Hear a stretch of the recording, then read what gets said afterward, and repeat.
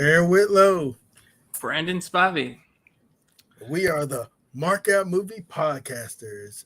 And on today's episode, we are doing Last Action Hero from 1993, Arnold Schwarzenegger's first flop, but it doesn't deserve the hate that it gets.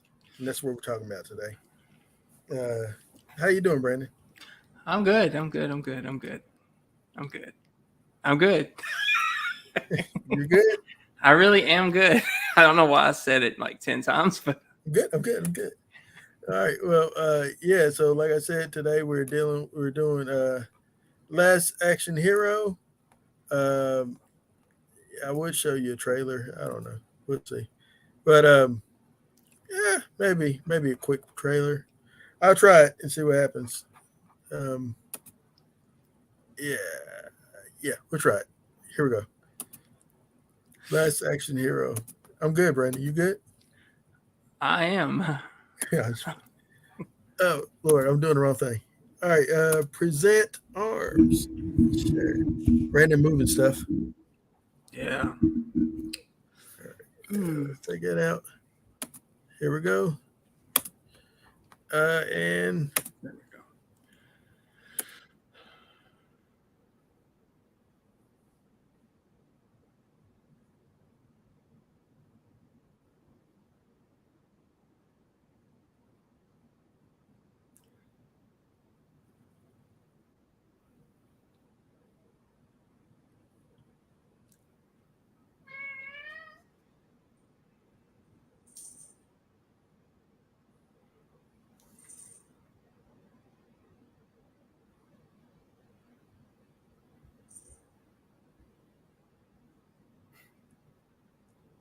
all right.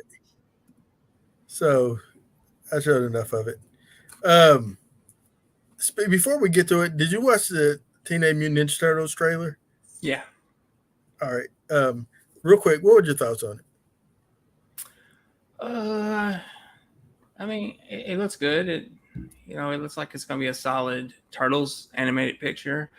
I know some people are complaining they didn't see Shredder, but I think he's in there. He's not in the trailer, but I think he's in the movie. I mean, I liked it. It looked like Turtles. I'm glad they actually cast kids to play Teenage Mutant Ninja Turtles. Yeah, that's cool. And I love the Jackie Chan being Splinter. I think it's cool. Yeah, it makes it. It adds to it because Yeah. I mean it's Jackie Chan. I mean, he'll do a much better job than Tony Shalhoub. Definitely.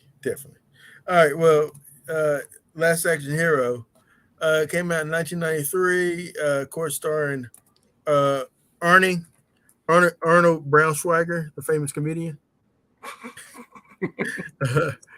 No, Arnold Schwarzenegger. I don't know the name of the kid. Austin O'Brien. I only know this because he's in My Girl 2. And what's that? Okay, I can't hear nothing. He's in the sequel? Yeah. He replaced Macaulay Culkin. All right, yeah. So I won't go away from the screen. It seems like it messes up, so I'm gonna stay on this screen. All right. But yeah. So you have Arnold Schwarzenegger in the movie. The premise is this kid, Danny, who has a really crappy life. His mother's a widow.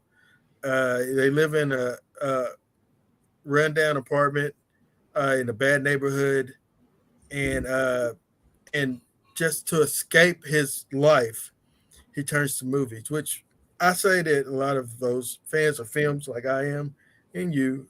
I'm not saying that our lives are bad, but just like the escapism that is the movies. Yeah. And so I could relate to that aspect of it. Yeah, I was thinking this watching it, but I've always thought that kids that watched movies like Danny did, that represented the 90s kids that went to the theaters like that. I didn't go to theaters like that. I wasn't allowed to, but I did watch movies when they came out on video. I would rent 4 to 5 a week, so I could relate to Danny in some aspects, especially when it comes to movies. But But yeah, so the film has Arnold Schwarzenegger, F. Mary Abraham, Art Carney as Frank. Frank's the projectionist, right? no, it's Nick. Nick, okay. And then Charles, no, Frank is his second favorite cousin. Yeah. Charles Dance is Benedict, who is excellent, an excellent villain. He's actually, and I thought about this watching this. So backstory: when I watched this back in '93, as a 13-year-old little dude, I I didn't get what he was trying to do with it, and so I didn't really care for it. Although I remember having the toys though, but I didn't really get what he was trying to what Arnie was trying to accomplish with this. But watching it now, man, as you said, I said I had a great time, but yeah, I had a blast as well, Brandon. So Yeah, I just, oh man, there was just so much to take in from this movie. I mean, I loved it as a kid. I had no idea what it was as a kid because I just loved the concept that a kid could enter a movie. I love that concept. It brings the film to life even more for me. But I now know it's satire. It's he's kind of making fun of himself, which I would say he's probably the first big action star to do so. I can't remember when Sly did, or if he ever has really. Well, I would say this and what is it? Demolition Man. I think Demolition Man was kind of a similar concept in the sense of poking fun at the whole action genre but it didn't say, hey, I'm poking fun at action genre. This is meta before there was even meta. Like yeah, like I loved that. I loved how the world in the movie, he really the beginning of the movie starts with it starts like a Lethal Weapon type of film or something where there's like a standoff or something like that, and the cops are getting shot at, and then all of a sudden you see Slater, and with Jack Slater, and he was believable as Jack Slater, and the sergeant is like, no, you can't go in there, Slater. You already done cost the city so much money and blah blah blah. It's like things for beat what you see in action movies. Like it's not that it's not the same thing as like Loaded Weapon, where that's a parody. This is satire, like you said. It's lovingly poking fun at action movies. And so I would say it's like celebrating action movies as well.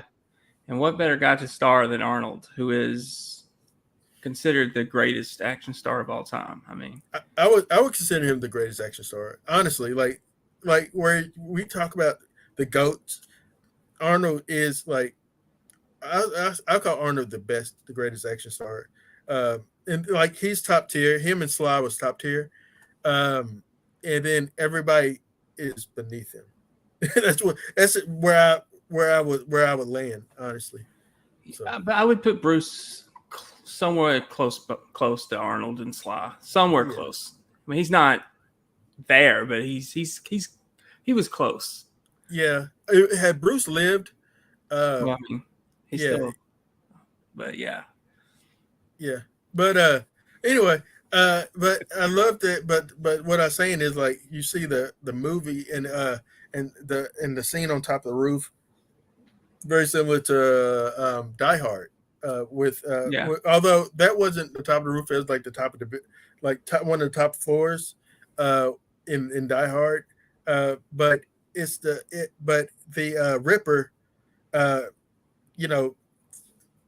is falling off the building, but he pulls Jack Slater's son with him.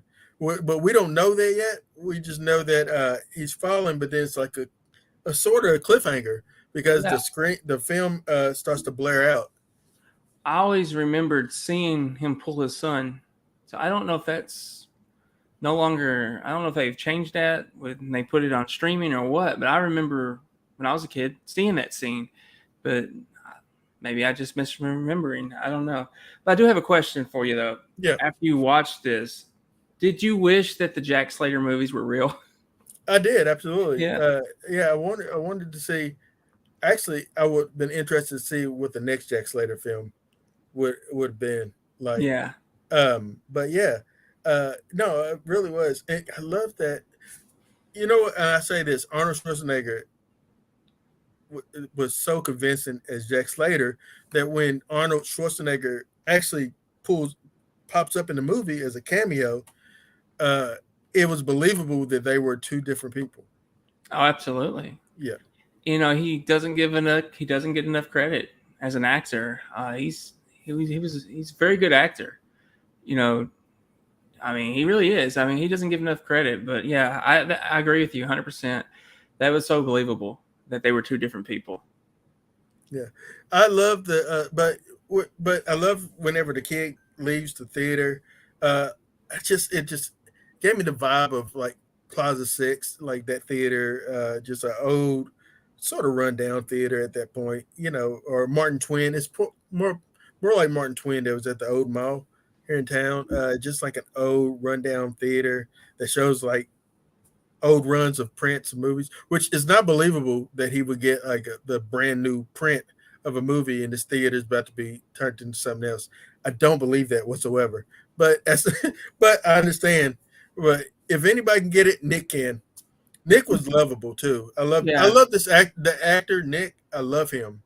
Yeah, Like, Robert Protzy, something to that yeah, degree. yeah, Yeah. he's great, man. Like he's one of the best parts about Gremlins too. Actually, he plays like the vampire guy that wants to work in news. He started being schlock and doing Yeah. like vampire stuff. Like he wanted to be a serious reporter, and so he got a chance in that movie. But yeah, absolutely loved him in that. And I love that the relationship that he has with Nick, no, with Danny rather, and the grittiness of Danny's life. And Danny doesn't. He's so separated from his life, like that. Even in class, he daydreams about uh, Jack Slater Yeah. uh, as Hamlet, which I would be down to watch it actually. That actually reminded me of the Chuck Norris movie Sidekicks, him daydreaming about Yeah. it. I guess that came about the same time as well. Like they were all trying similar stuff back then, trying to be meta before meta was meta. But Robert Prosky, but you're right, by the way, the yeah. guy's name. Yeah, I knew it was Robert. I knew it started with a P. I just, if it was Protsky or I probably mispronouncing it myself. But Yeah, go ahead. I was just gonna say I loved all the action sequences in this movie. The ET reference I love too with Danny on the bike. I love that. There was a Lethal Weapon moment there. Gotta mention it at the video store. The Terminator. Well, before we get there, I was trying to go there. So let's go ahead and jump into. So Danny goes to the theater to watch. After getting robbed, he gets held up, which was actually a very scary scene. Him getting forced in his house at gunpoint or knife point, I guess, at knife point. but yeah, it was a very scary scene. Yeah. I actually thought it was a gunpoint, but it's a knife. I don't know if they digitally changed that or what. I just remembered it being a knife, gun, not a knife. But anyway, but yeah, so he gets held up, and then after that, he files a police report at a real police station. He goes to the theater, and Nick gives him a ticket by Harry Houdini, and tears it, and it's magical. And that ticket transports him into the movie. And so I love the scene where like there's a shootout at the very beginning of the actual Jack Slater 4 picture. You have Jack Slater's favorite second cousin getting killed, and the movie is about revenge. So his favorite second cousin is getting killed by Benedict and the Italian, the Sicilian schmuck, as he calls him. But yeah, and it leads to a gun fight and a chase scene, and dynamite getting thrown and shot, and it lands in the theater, and the kid jumps, and next thing you know, he's in the back of Jack Slater's car. Yeah, I mean, it's just, can you imagine just being a kid, being transferred into a movie? There's an action sequence, guns going off, explosions. Man, that's the life. Yeah, and what I love about it is, like, I feel like there's another movie that came years later that did something similar. I can't think of it, but uh, where people interact with the fictitious character of something, and I forgot what it is. I'm pretty sure there is, but this movie was revolutionary in the sense of taking that concept of these this character, this kid being placed into the world of a fantasy character, Yeah. and seeing how the rules apply to film logic. Like in movies, there's always pretty women. In movies, there's no poverty really around. There's everything's well lit. Uh, I love the police station scene. Oh yeah. Like first of all, you see Sharon Stone. This is Sharon Stone, like total Basic Instinct. Sharon Stone leaving the station. Then you see the bad Terminator, T-1000. T-1000. Yeah, you see him, and I love that little cameo between the two. Like it's just they was in the movie together again. That's so great. Like it's just like it was blowing my mind, and I'm pretty sure there's other cameos that I totally missed right then, but those are the two that stood out to me. Oh yeah, I mean, then there's the cat, which is played by Danny DeVito. I did not know this for the longest time. That was Danny DeVito. Yeah, I didn't know it until like I watched a review on this movie yesterday, and then also I didn't notice Humphrey Bogart in the like I think I noticed, but I forgot that he was in there. Like a digital Humphrey Bogart is in the police station. I love that where they're giving out the assignments, the assignment desk. I love that essentially he's giving out different movie buddy cop concepts. Like so, you have like the German and the Jew together, and that was like a buddy cop type of scenario. Like he's German and he's Jewish. It's just like, and then like with the cat, although that won't fly today, you can't touch. You gotta have consent, buddy. But yeah, no, just say the cat have consent, whiskers. Oh, okay, okay. Yeah, he kind of touched the female officer. You can't do that, my man.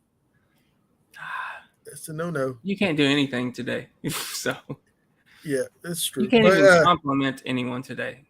Yep, but yeah, no, I love that. I love just the station and the yelling sergeant.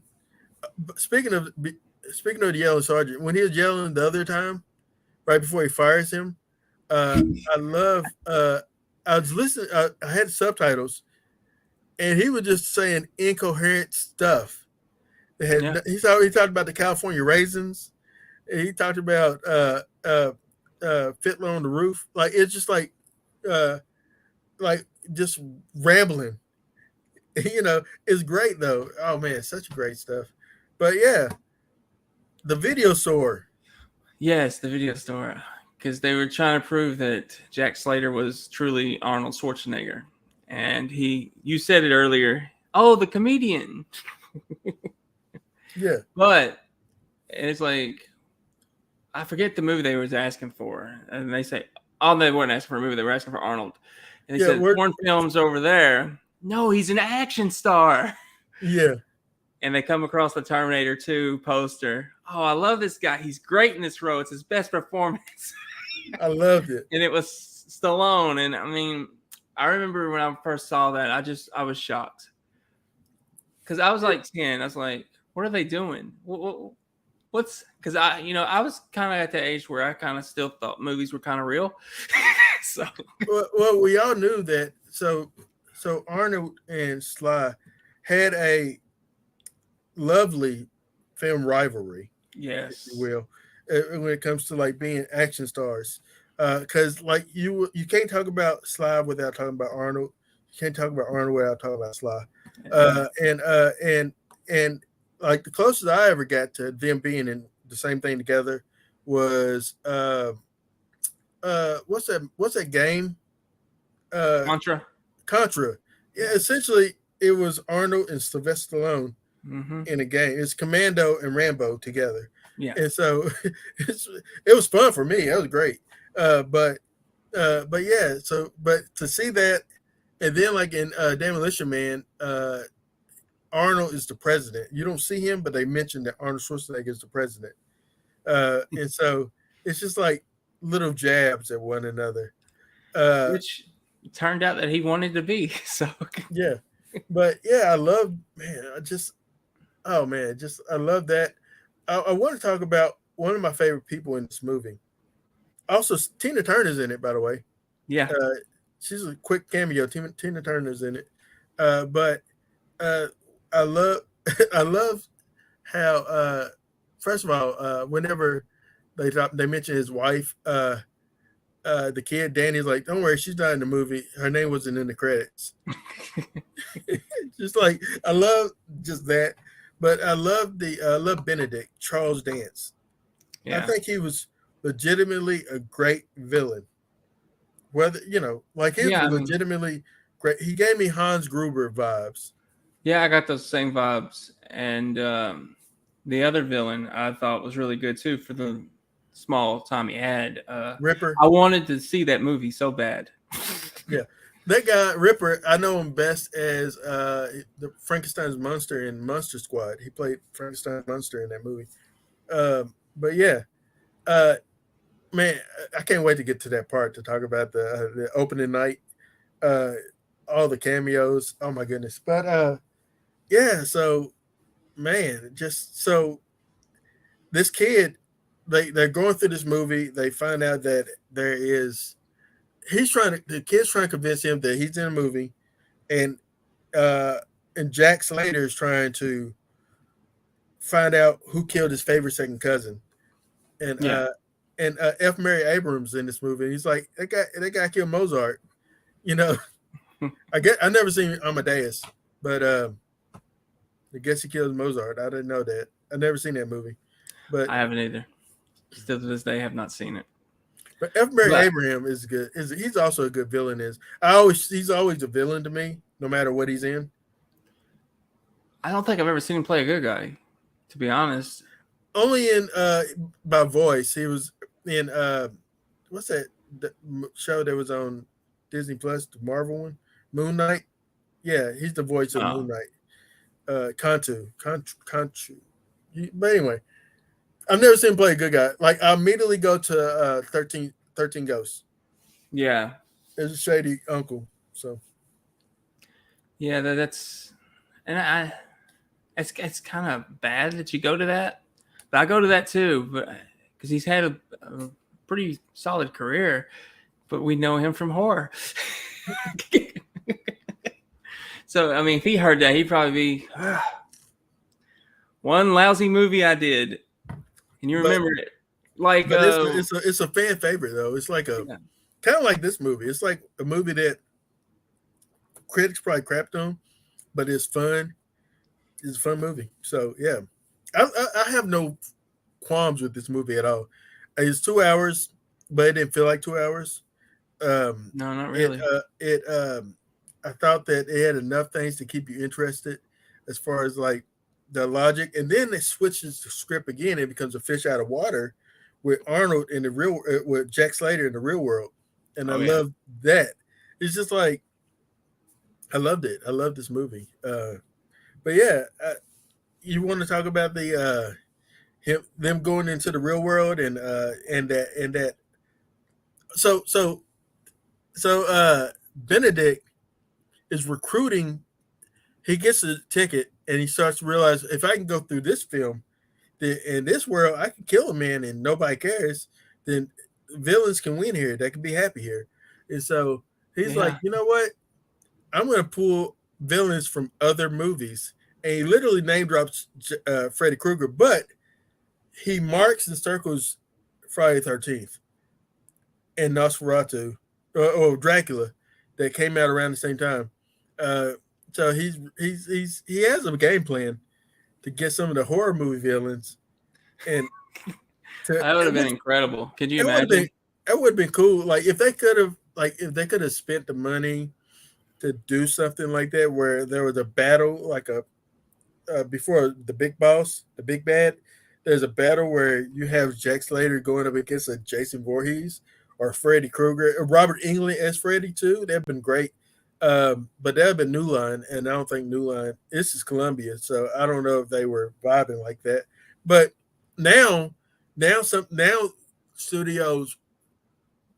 I don't think now studios will see that they could gain together by doing something like that. That's why you have like movies like Ready Player One that has all these different properties popping up, or stuff like that. So Yeah, I mean, it would have been incredible if they could have pulled it off, but unfortunately, studios weren't. If it was even asked, they probably wouldn't have done it because they thought, no, we don't need you. We don't need your help. Kind of like Arnold and Sly at the beginning, their feud. They literally thought they were better. Each one was better, and they never would do a team up movie. I know it was pitched. It was pitched several times. They just wouldn't do it, and the people that really lost was the fans.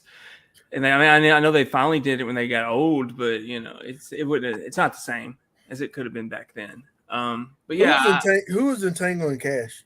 Kurt Russell. Yeah, I feel like that should have been. I think I've never seen Tango. I'm gonna be honest. I've never seen Tango and Cash. Never seen Tango and Cash, or I don't remember it. But yeah, I felt like that would have been a really good vehicle with Arnold and Sly. Well, they were supposed to do one. I know in '97, Face Off was supposed to be in them too, and I just can't see it. Now it's good who it was. Yeah, I can't see anyone else. And Nick, Travolta and Nick, man, it's great. Even Yeah, to this day, people still show pictures of like one or the other and say, "Well, I got to take a picture with Nick Cage or Travolta," and I love that. I love that it's still its own meme now. But yeah, no, I love this. So at this, when they go to the premiere, you see so many people. MC Hammer's there. I missed him. Yeah, MC Hammer. He said, "Hey," he went up to Jack Slater and said, "Hey, so it's a done deal, right? Me doing the music for Jack Slater 5." Which that's funny because at the time MC Hammer was doing like the music for like Addams Family and things like that. So that's funny. But yeah, and then you had Damon Wayans and Chevy Chase. They're the one that got knocked out the way by Jack Slater. Yeah. You have Jim Belushi. Yeah, I love his line. I don't like Arnold. I'm not a fan. Because he played it off like he did in Red Heat, and I don't know if you've seen that, but it was a movie they did together. I just thought it was great. What was the name of the movie? Red Heat. Arnold's a Russian in that movie, tracking a killer who comes to I think it's Chicago, and Belushi's a Chicago detective. They have to team up together, and they don't like each other, and they, it's the Russians and the Americans in the Civil War, Oh, the Cold War, you mean? Cold War. Cold War, but I mean, it's just, I thought it worked well. Their chemistry worked well. Overall, the movie was just okay, but I really loved when they were on screen together. It was comedy gold when they were on screen together. Yeah. So it was good seeing him. There was him. I'm trying to think of. There's so many. There's like a who's who of cameos. Van Damme got a little cameo in it. Little Richard. Yeah, Van Damme, which was like you don't understand how that's even major back then because you're like, what? Jean-Claude Van Damme is in a Arnold Schwarzenegger movie? Like it's like he was like lower tier. He wasn't on the same level, but it was still cool to see Yeah. like him in a movie with him. You're like, oh my goodness, I wish they would have shared screen time together or something Yeah, like me that. too. Like that was a missed opportunity, but yeah, Yeah, I was expecting like Stallone to show up, Chuck Norris at this point, but they didn't.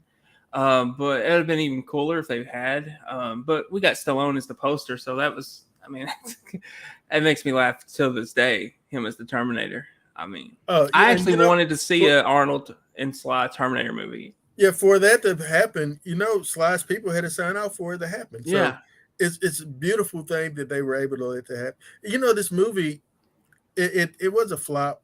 It didn't make the money back that they wanted, but I think that had it been released now, it would have been a hit because it was like because now we're used to meta and to see multiple big people in the same film together. It yeah. wasn't really a thing then, and so it was just like for me, I thought it worked. But yeah, man, I loved. So Ripper's the real guys.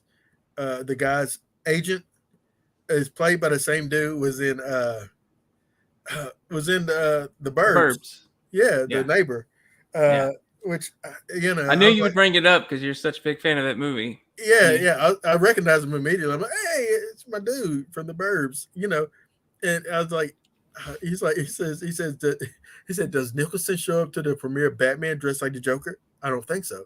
You know, which is great. Like just the real world stuff happening. But man, I absolutely loved it. I loved that. Now the final act and stuff. I love that you had Jack Slater take out the Ripper. Ripper was very scary. He was actually a very scary character. Yeah. Like you said, I would love to have seen him in something. Like if that guy has a standalone horror film with him with an axe doing stuff like that in the raincoat, it'd be great. I'll watch it.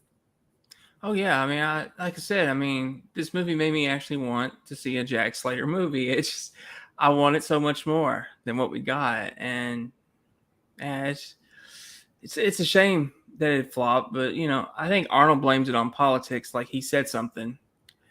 But I don't know. I think it went up against Jurassic Park too. So Yeah, it went up against Jurassic Park, and I think at that time Spielberg had the movie before Jurassic Park was a flop, and so they felt that JP is going to be a flop too. But obviously, Jurassic Park is nah. one of the biggest films to ever come out. So, I mean, which I love Jurassic Park. I'm a huge mark for yeah. the original JP. So, You're talking about a first real live action dinosaur movie too. I'm sorry, but that exceeds Arnold Schwarzenegger's popularity. We're talking about dinosaurs now. Live action dinosaur movie. I don't even. I think it could have been made by anybody. I'm not saying it'd been as good. It definitely wouldn't have, but that would have been a big draw. yep. But yeah. It's unfortunate it was a flop, but it's still a very entertaining movie. And he calls it himself. Arnold says it's his most underrated movie he's ever made, and I have to agree. Yep. Like, considering what is underrated for him. Do you feel like it's now has a cult following? Oh yeah, like I do. I feel like honestly every review that I've seen about the movie online seems like it's from a place of people loving the movie, and Yeah, it was just misunderstood, and it was before its time. yeah, I think that it really has those the meta elements that we love today. yeah. Has enough Easter eggs that we love. And I think that overall it works. So he gets shot. Jack Slater gets shot, and it's in the chest, and he's dying. But then like death from the Seventh Seal or something, and it's Ian McKellen. think so. Magneto. Is that It's Magneto. I want to say. I mean, it looked like him. Yeah, I it's didn't him. like see the credits or nothing, and It's yeah, it's Ian McKellen. yeah, I was Yeah, thinking it looked like him. yeah, he plays Death, which is that's pretty cool. Now, I think that's the one complaint I see people complain about is it just feels out of nowhere when Death comes out of the screen and stuff. Did kind of feel out of nowhere, but I kind of get what they're going for. I get it, but it felt out of place. I'm not gonna say it didn't because it did.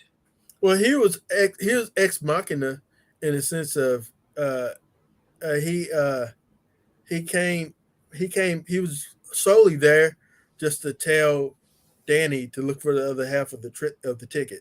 That was his sole purpose, was to say, Yeah, if I were you, I would spend my time looking for the other half of the ticket. You know, so that was the main purpose. So for all we know, Death is still walking around in New York City, killing people, just touching people and killing them. It's just what he's doing, which is problematic. it's very problematic. But I thought, what I would have done is right then, which it'd been pointless, but it'd been kind of cool, is to see the ticket keep maybe blowing around and going to different theaters or different whatever, and see other properties from the movies come out. Which Yeah, that's what I would do today, and they could probably do it today, and they'll look really good. But no, uh, but yeah, they get him back to the movie, and his chest wound is just a flesh wound, and yeah. The doctor even said I wouldn't even call this a flesh wound. yeah, But yeah, he's gonna be just fine. And yeah, we kind of go right off to the sunset. But I did want to ask you something yeah. since it's an Arnold movie and he's doing business with Netflix. He's got a hit on his hands with Food Bar. If he wanted to take this property, Last Action Hero, do a sequel for Netflix, do you Yeah. think people would be interested? I know I would. I would love to see, uh, like, I would love to see Jack. I would love to see this. I would love to see. This is how I would pitch it. Danny is now grown up. You can recast him. You don't have to have the same actor, or you can have the same actor. Whichever one you want to do, that's fine. He's a grown up. He has a son, and that son uh, finds his father's ticket, and it starts shimmering for some reason while he's watching a movie or something, and the kid gets sucked into the movie.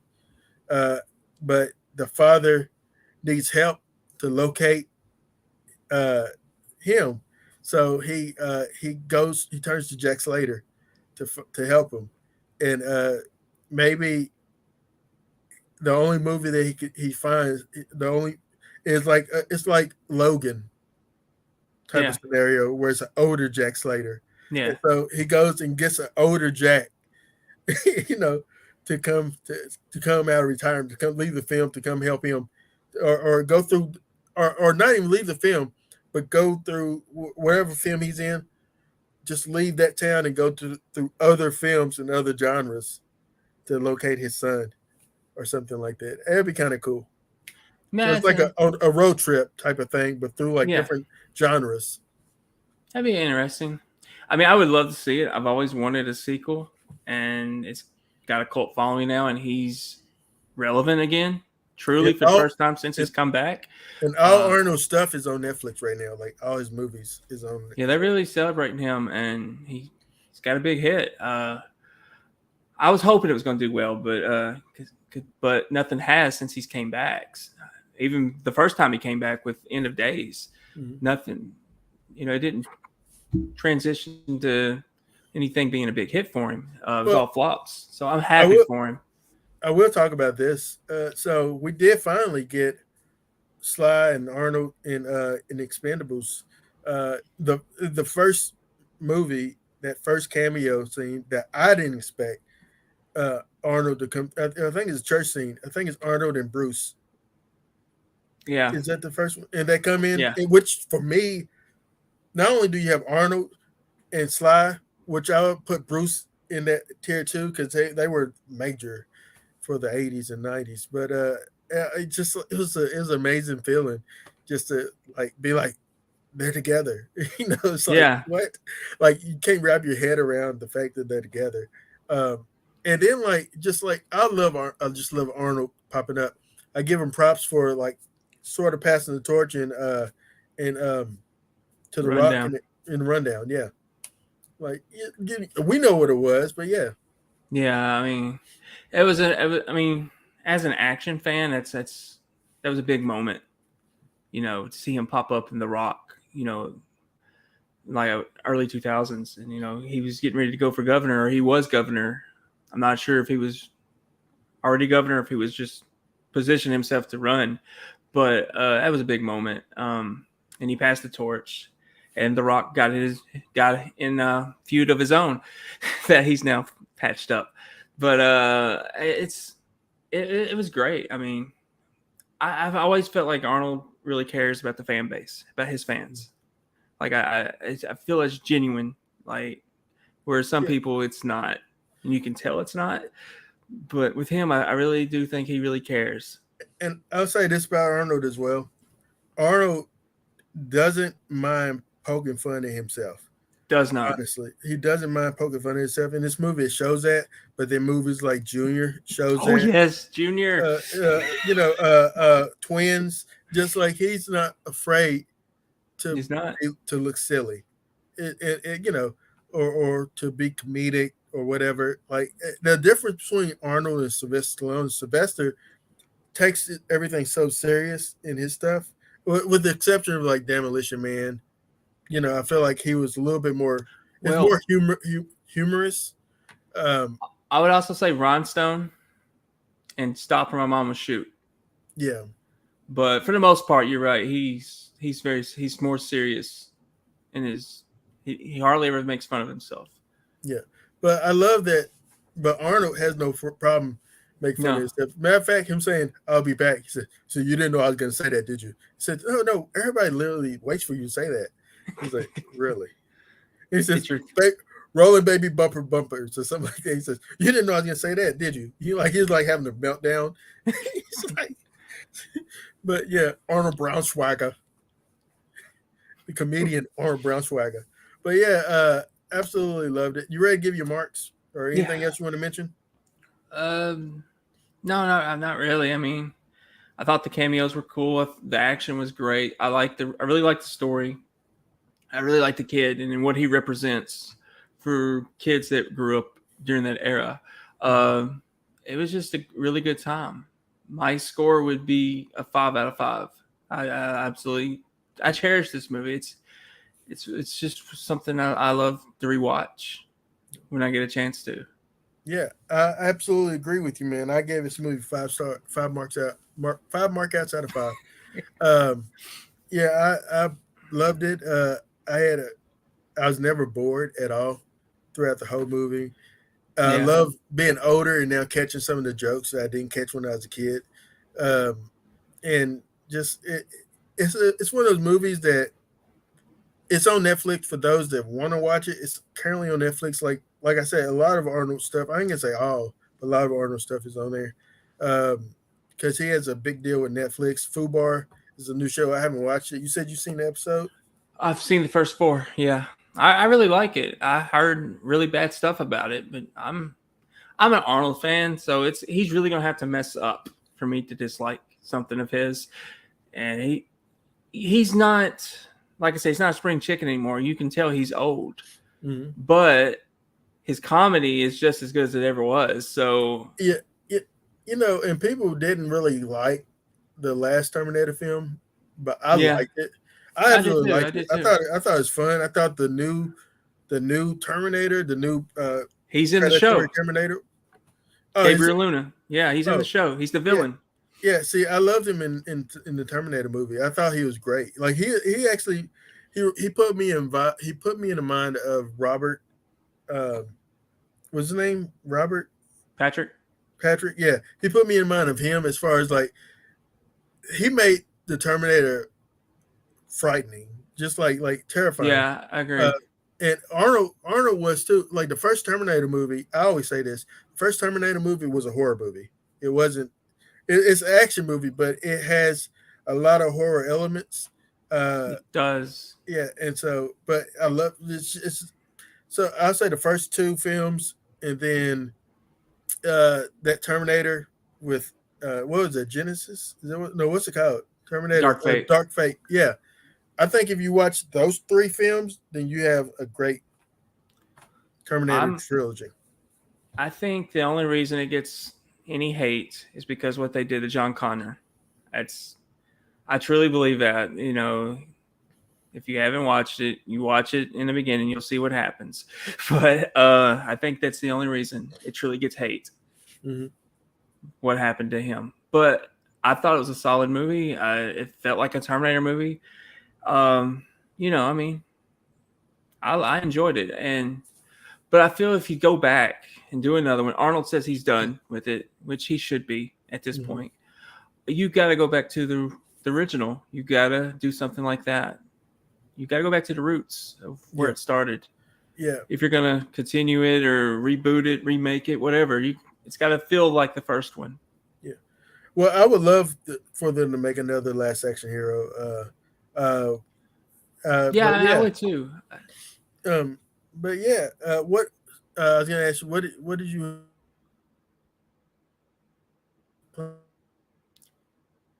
You broke up on me. You froze on me.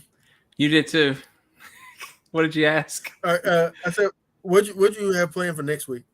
Oh, I'm gonna go back to the Future too. I wish I didn't pick Willow. Huh? I wish I didn't pick Willow. Oh, I'm so sorry. But we did it. We went there. We went there. But all right, next week we have Back to the Future 2. Brandon, what do you want the people to do? If you like this episode and want to see more, click that like button, click that share, comment, and subscribe to the Markout Movie Podcast channel. Also, you can find us on Facebook under the Markout Movie Podcast. Click like on that so you can follow what we're going to be doing each week.